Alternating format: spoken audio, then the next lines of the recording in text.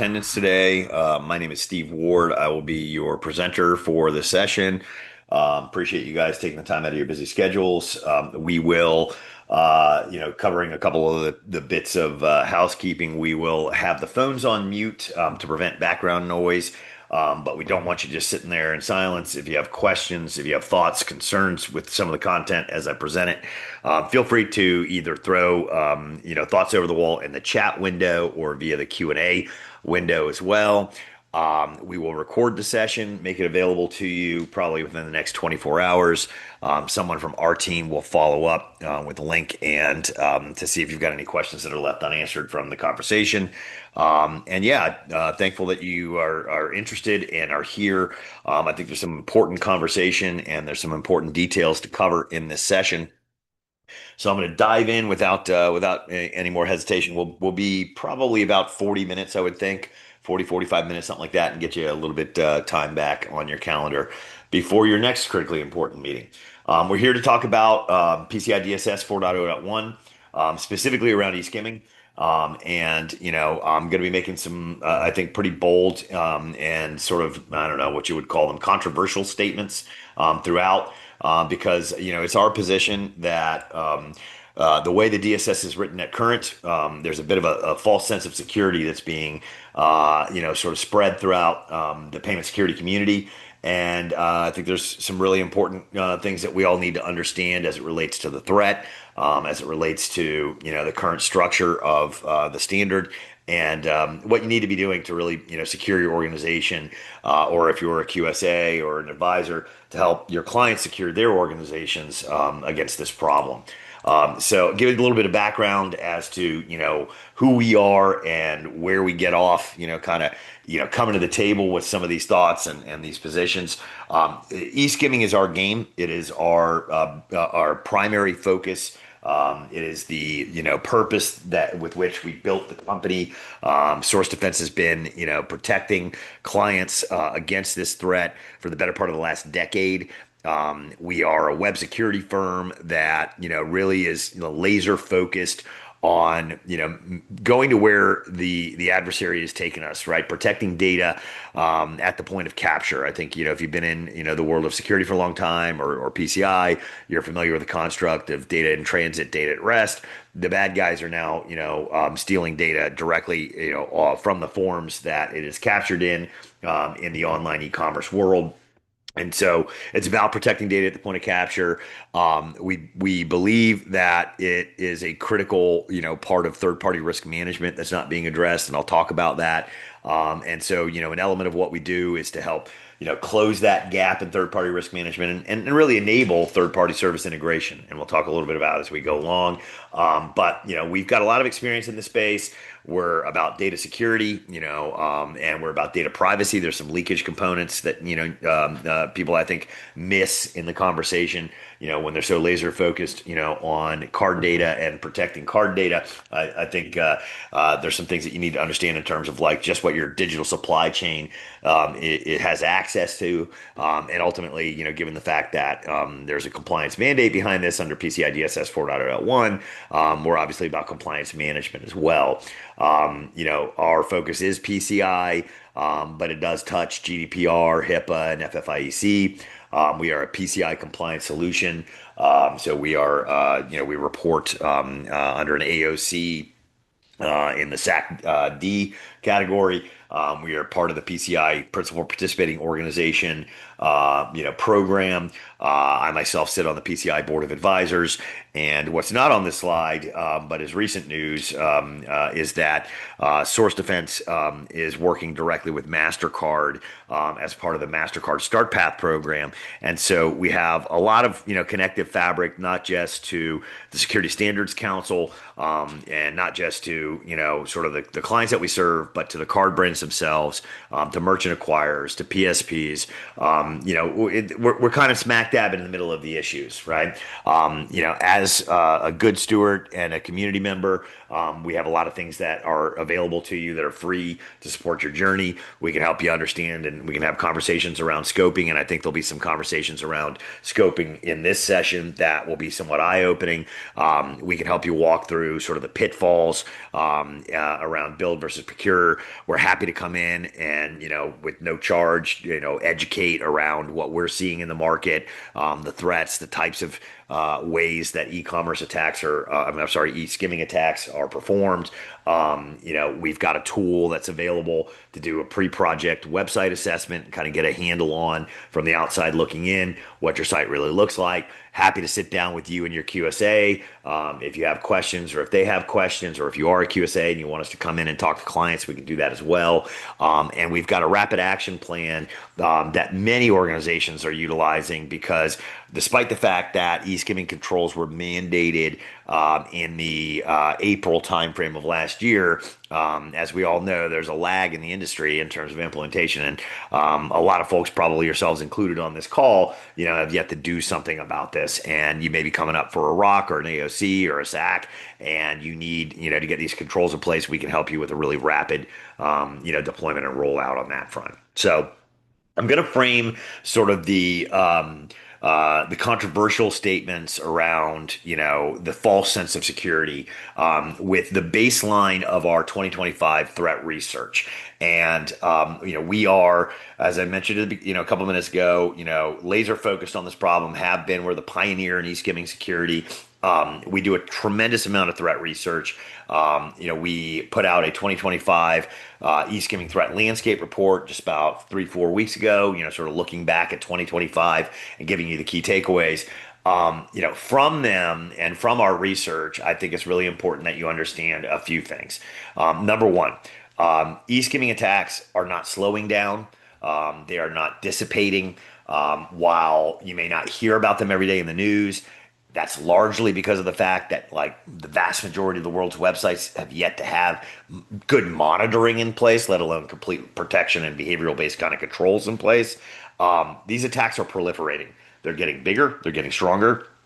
They're gaining in sophistication, and we're seeing a shift in the mind of the adversary and the TTPs of the adversary, the techniques, tactics, and procedures that are almost mimicking advanced persistent threat, type of approaches that had traditionally been reserved for, like, nation state type adversaries. Okay, and I'll dig into that as we go further. Number two, the attacks that we are seeing are evolving to evade the controls as they are outlined in PCI DSS.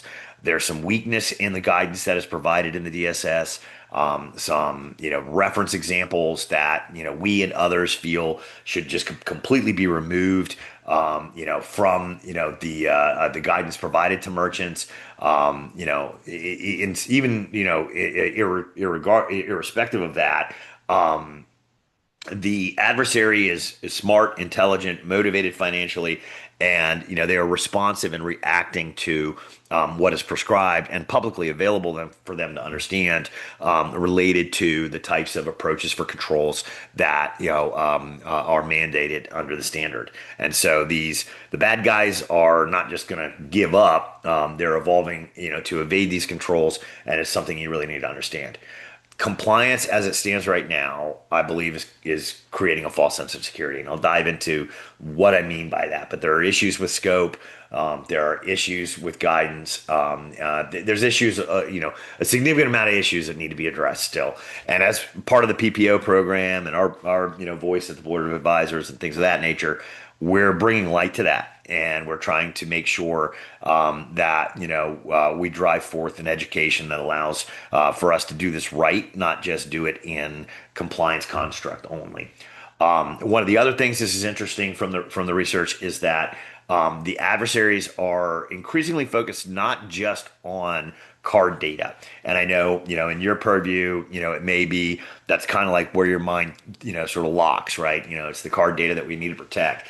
We're seeing other forms of theft, credentials, other forms of PII that can be used and are used for downstream attacks, becoming part of what these guys are doing. If they're going to have a foothold anyway for the e-skimming end of things, they might as well steal more valuable data that they can use, which also puts your organization at risk because you are the stewards that have the duty of care, for the consumer data, right? Um, Slow, low, persistent compromises is a key. These guys are smart and they are not noisy when they break into, the environment. And as such, what we have seen is reinfections. We have seen infections that linger for, long and extended periods of time, even when organizations are notified of an active compromise. And we see techniques that the adversaries are using in order to, stay hidden and not easily be detected by most of the approaches that are out there. Okay. I'm going to do a real quick primer on what the whole e-skimming, landscape or sort of attack surface looks like and how. I would assume most of you have had, a general understanding of this at this point in time. We have been talking about this, as an industry for quite some time, but, just to make sure that we're level set. The way e-skimming is enabled is through your digital supply chain. It's the same type of supply chain risk and threat that many of you probably have been focused on at the software supply chain end of things. It exists inside your e-commerce websites. The website that you stand up is largely not your code.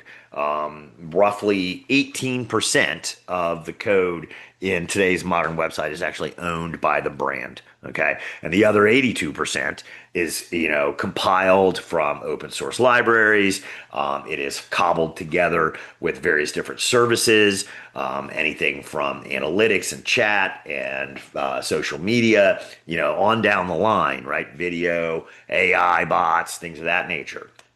And it is the fact that, we allow all of this code, which may be coming and is likely coming from trusted sources, right? Partners you've elected to put on the website, but we allow all of it to run in a non-managed, non-monitored kind of way, which means that if there's any compromise in the software, in the supply chain, in that digital supply chain, an adversary can be, free reign on your website without you even knowing about it. It's not your script or your code that's been compromised. It's that of one of your partners, but it's still hosted on yours and runs in every browsing or consumer session that occurs. And so that's, what the attack surface is. It's all this third-party script that's running on your site. It's the stuff that, your developers are even pulling in from open source libraries.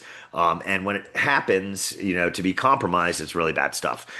It's all mostly JavaScript, 99% of it. When JavaScript, runs, it basically has, free reign over the site. It's very powerful, can do anything it wants. When it's compromised, it can lead to really bad juju. Adversaries can change page content and redesign and stuff, content and flows into your site that don't previously exist or weren't designed that way. They can obviously record keystrokes, and that's where the e-skimming side of things comes from. And they can capture and exfiltrate that data and take it and, push it out, and take it and get it into the dark web and monetize it. They can add content to your pages, images, text, video, form fields, buttons that link to checkout, which aren't your buttons that link to checkout. And they obviously can redirect users, to websites under their control. So when script is compromised, it's bad stuff. The card brands, the council, multiple years back said we got to do something about this, and that's where 643.11.6.1 and the requirements for e-skimming controls under DSS 4.01 came from. And when you look at the intent behind, implementing these controls, great intent, big problem. It's estimated that roughly 22% of all fraud is driven by e-skimming attacks, and so the card brands are like, we got to do something about this, and obviously the PCI Council and members of the council saw the threat and listening and trying to push things forward.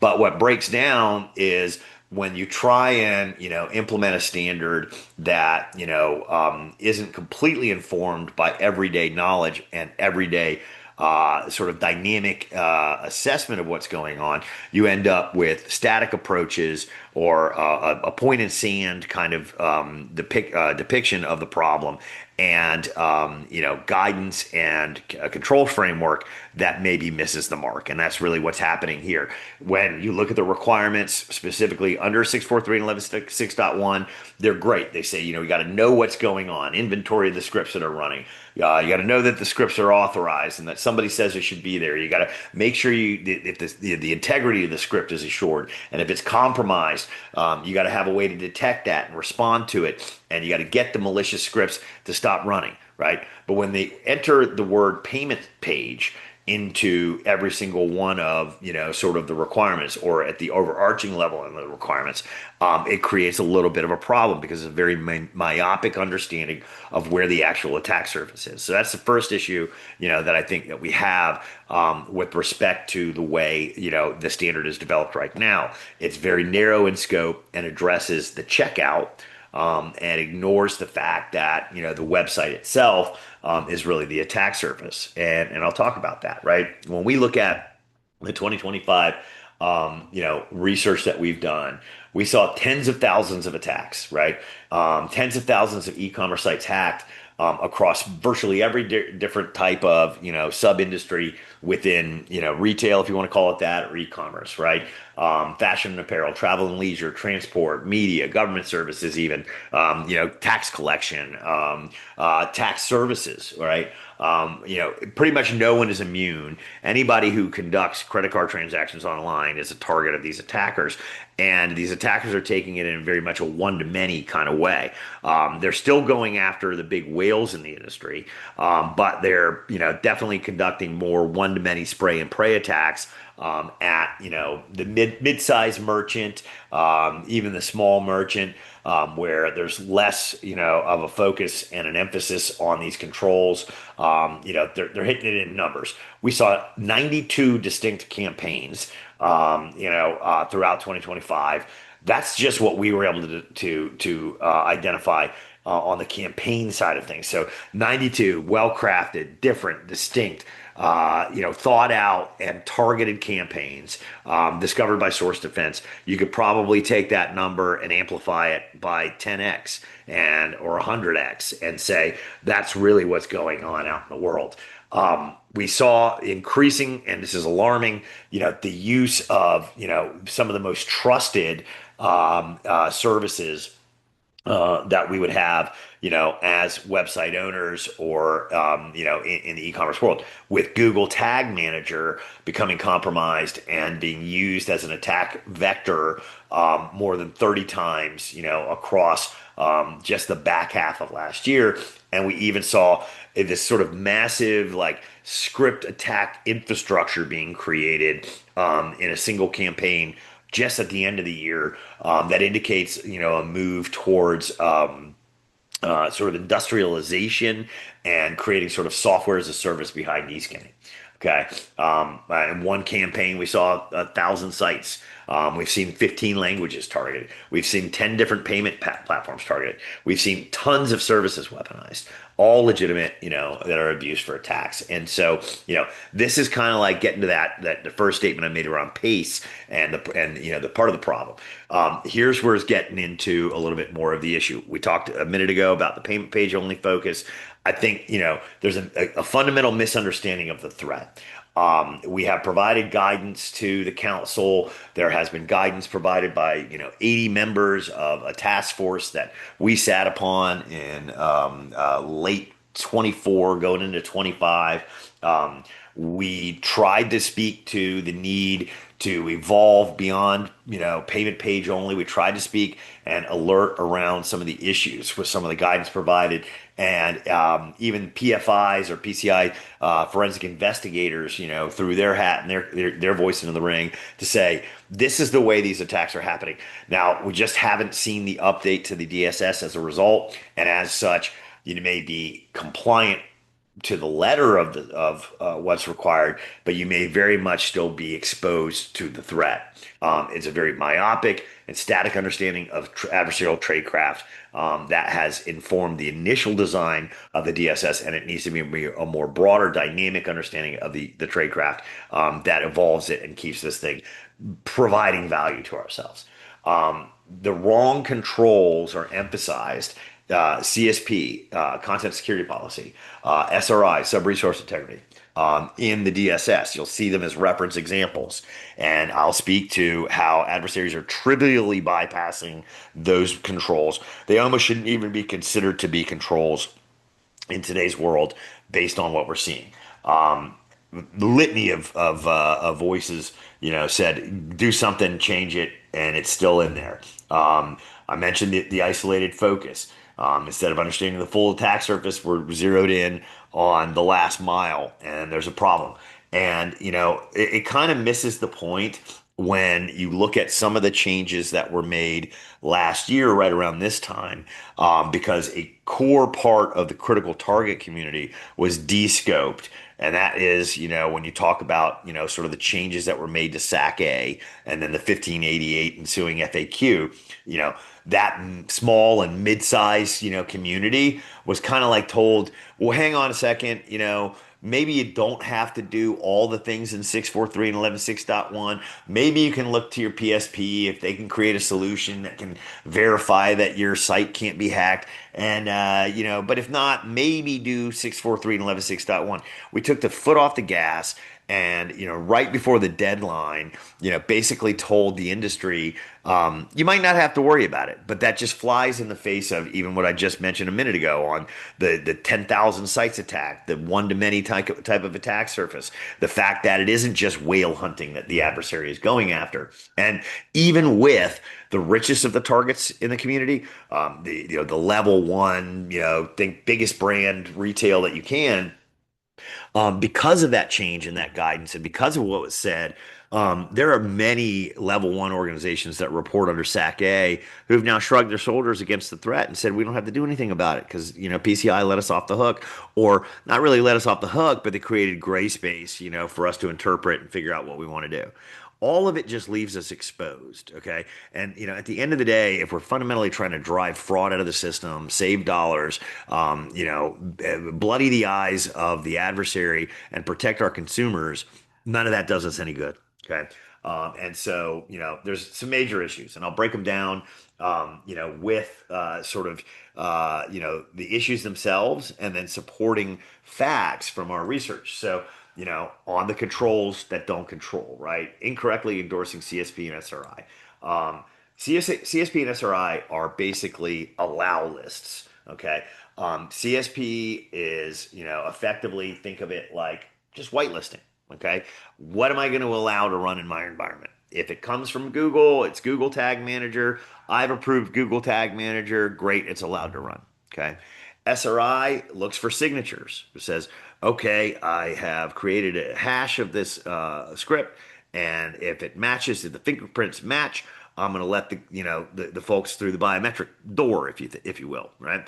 Both of those fail because of the fact that the attack surface takes on the CSP side of things, the trusted nature of the third party or the supply chain, and on the SRI side of things, because of the fact that scripting is dynamic and you cannot create hashes for every script that will run. And I'll talk a little bit more about it as we go, right? So these are static controls. They can't track. They can't evolve, to Java-based attacks as they stand today.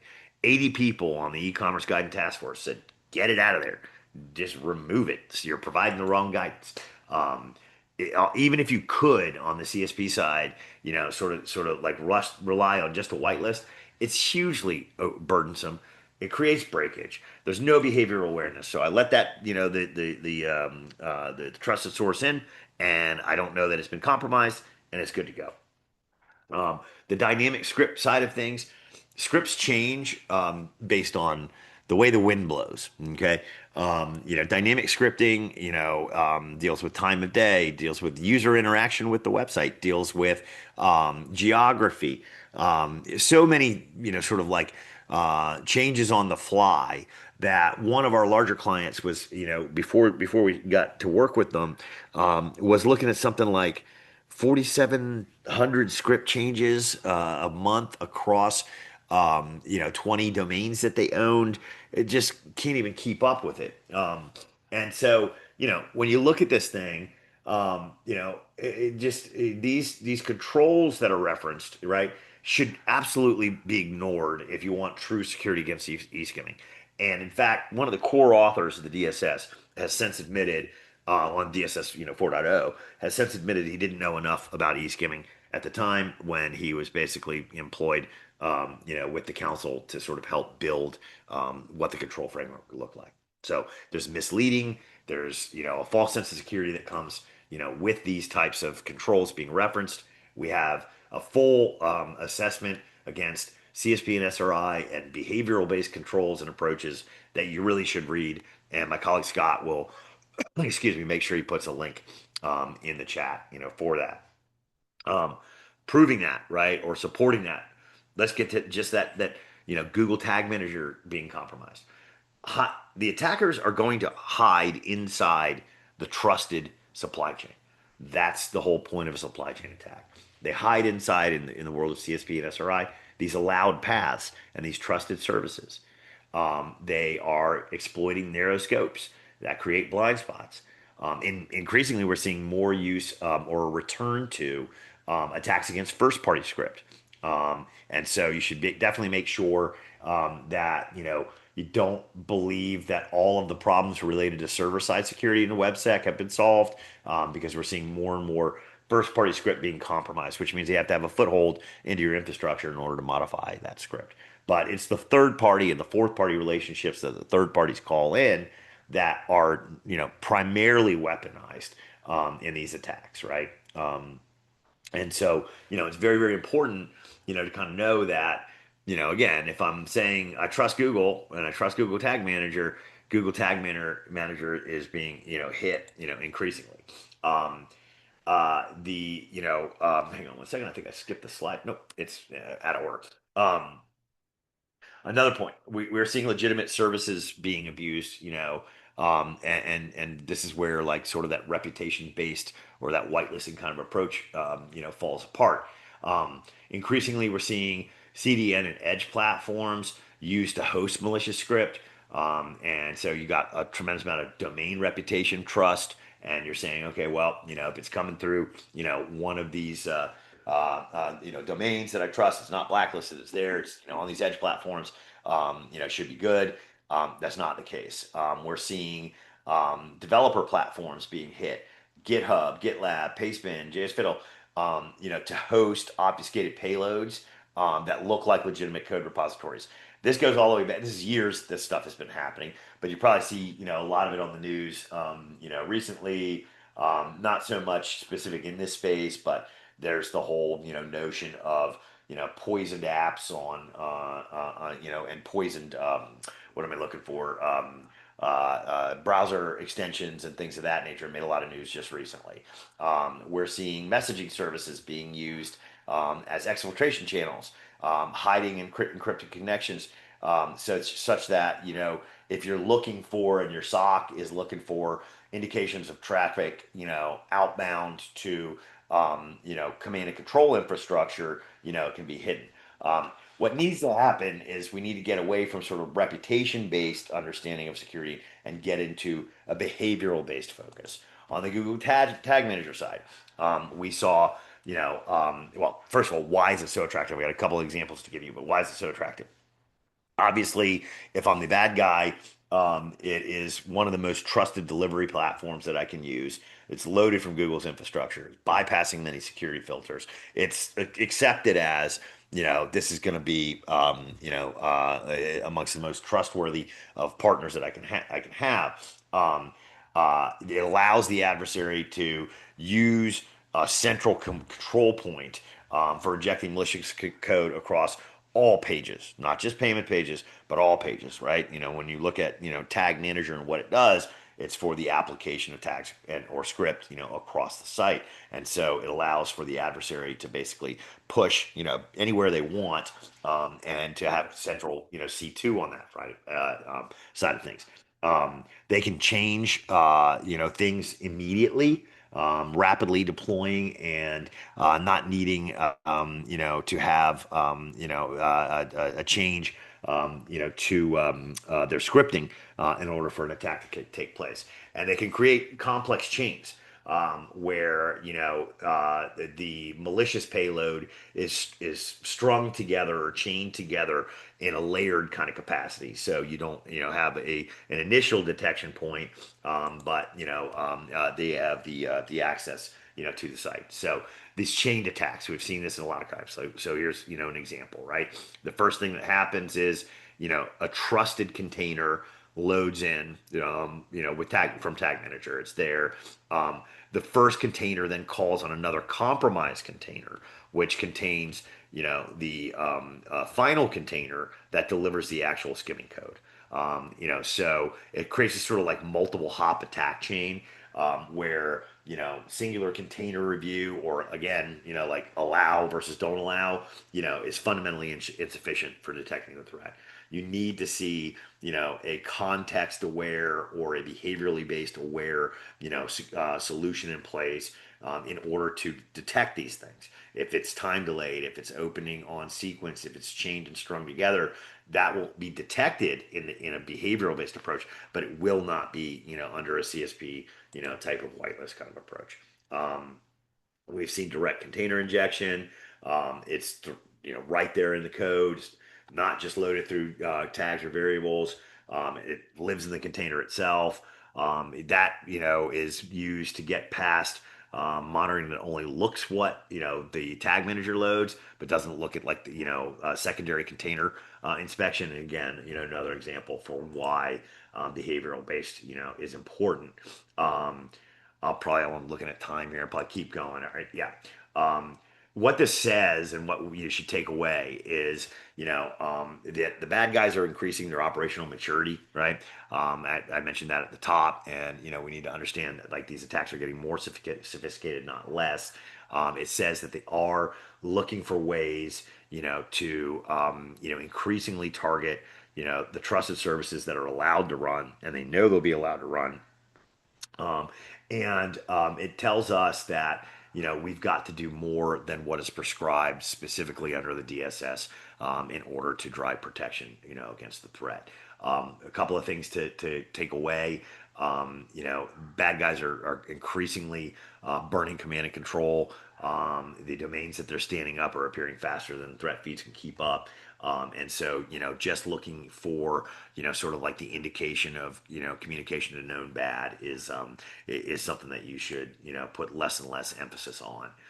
Issue number two, that we have, right, and that I mentioned was missing the mark in terms of the scope of the threat. So issue number one is related to controls. Issue number two is related to scope. Okay. E-skimming attacks occur across the site, not just on payment pages. Full stop, end of sentence. That's the reality. Just focusing controls on payment pages is a false sense of security. Simply mandating that you have script management, script control, and script monitoring on the payment page doesn't do a damn thing. I mean, it might protect the payment page itself from being attacked, but it doesn't stop the skimming threat because it exists outside and above that world. Okay. Real world attacks are compromising. We mentioned tag managers, analytics, personalization tools, not payment forms. Okay. We did research with Verizon as part of the payment security report back in 2024, and it was kind of first of its kind. We looked at scripts across 10,000 of the world's or 7,000 of the world's largest sites. We found scripts were everywhere. The average site I think was something on the order of like 20 or 30 scripts running on each site. The vast majority were running on non-payment pages. There were still a ton that were running on payment pages, but the vast majority were running outside of the payment page, and as such, there's a huge attack surface there that is not, the payment infrastructure itself. We've also seen, direct example of where iframe and iframe embedding do not, negate the threat. And so this notion of I have a hardened iframe provided by my PSP, and that's my payment page. It's protected. We're good. Does not, sort of meet, the reality of things. If you don't want to just take our word for it, Security Metrics came out last year and said out of 2,000, investigations they've done as a PFI, in 100% of the cases where the card data was skimmed, the security failure was present on the merchant's referring page. That would mean site-wide or the parent page, not because of a malicious script on the third-party hosted payment page. Okay, so just let that sink in. So we say no payment page, payment page, payment page, and if you deal with that, we're good. And all the evidence says that it's not happening there, and that even if you do have the payment page protected, the bad guy can do things like this, what we call the pizza method in the 2025 report. They basically just injected a new payment option. A malicious script, was there. It added a fake payment method to the checkout, user interface. Looks like a legitimate payment flow. They basically redirect, to the controlled quote unquote payment gateway, the attacker controlled gateway. Look like legitimate mirror image, of a known processor. Um, it completes, the entire process, captures all payment details, including CVV, and then presents a convincing checkout experience, and then returns the user back to the merchant page, and giving them an error, allowing them to retry, via legitimate, payment method or flow, such that the consumer doesn't flag to the brand owner that there's something wrong with your site, and you've got a problem with your checkout. And so in that way, they're able to be kind of below the radar, in terms of detection. Um, Silent skimming, no pop up, no overlay, no obvious form manipulation. There's no fake form. This is the interception of form submissions via event listeners. Where I told you there was, key logging and scraping capabilities. It happens a lot. It happens more and more. The description I just gave, is sort of like maybe the old world of eSkimming attacks. The new world of eSkimming attacks is more and more invisible. This is directly because of the ability to compromise, script upstream, from the checkout. And they're doing a lot of interesting things like capturing data in cookies or in local storage, so they can exfiltrate it later, and minimize your detection capability for mass volumes of data, coming out. Okay. Okay. Again, keep an eye on time. Issue number three, the compliance shell game. So, the de-scoping that happened under SAC-A, or at least it's not even de-scoping because they came back out with FAQ 1588 and they changed what they said in SAC-A to basically revert almost entirely back to you know the previous version, or to point back to DSS. But this created a lot of confusion that is still lingering in market. It happened 2 months before we were all getting ready to close the store on the bad guy, and it really disrupted merchant readiness. Um, you know, it was somewhat politically driven, to be honest. There was a big outcry from the community. Many of you might have paused your compliance program. Many of you might think no controls are even required anymore. It was supposed to be done to make things easier for the small merchant, really the level four merchant in the world. But they're the core targets of e-skimming attacks. And, by basically, just saying, well, if you're a SAC-A, and your PSP tells you they got this covered, you should be good, flies in the face of the fact that your PSP doesn't control your website. They have no idea what scripts are running across the board.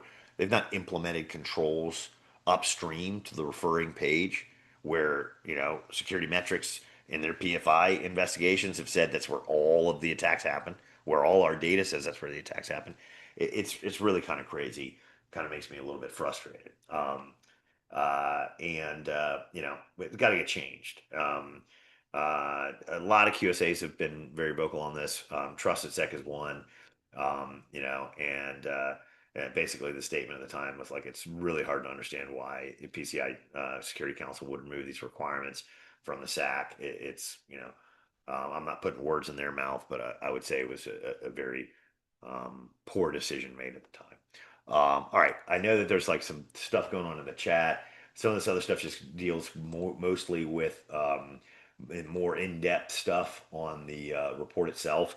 I will tell you though that when we look ahead, and we will be doing a quarterly update to our all of our research, and so we'll continue to educate the market on it. But when we look ahead, the predictions that we made and that we make for this year is we're going to see more modular operations, more industrialization, a lowering of the bar for the adversary, better targeting, faster adaptation, more evasion techniques built into these tools that they'll use as a service. We're going to see more supply chain targeting. If they've gone after the whole Google Tag Manager thing was a surprise. Not a surprise in the sense that we knew it was a playing field they wanted to go after, but to see so much of it propagate last year, we think that's emboldened them. You'll see more and more popular plugins, more upstream services compromised. You'll see more multiple merchants trying to be attacked simultaneously. A lot of people use the same services, right? We think that there will be more overlays that adapt to user behavior, device characteristics, session context. We've seen a lot of localization in these attacks. We think we'll see more and more, and that makes it sort of like almost impossible for them to be detected as non-native to what's going on the site generally. And then we're seeing more and more focus on stealing not just card data, but credentials, other forms of identity, so that the entire customer profile becomes the target, not just transactions. And so if you manage a loyalty program, or if you have other ways you're collecting and harvesting data from your customers, there's issues to be concerned with there as well. All right, so that was a lot of talking fast and a lot to go over, and I apologize for just doing that. And I want to take to any questions that might be there. If you have any, please throw them our way, and I'll see what was already in the chat here. And give me a second. And if we had like the Jeopardy music, we'd be playing it right now.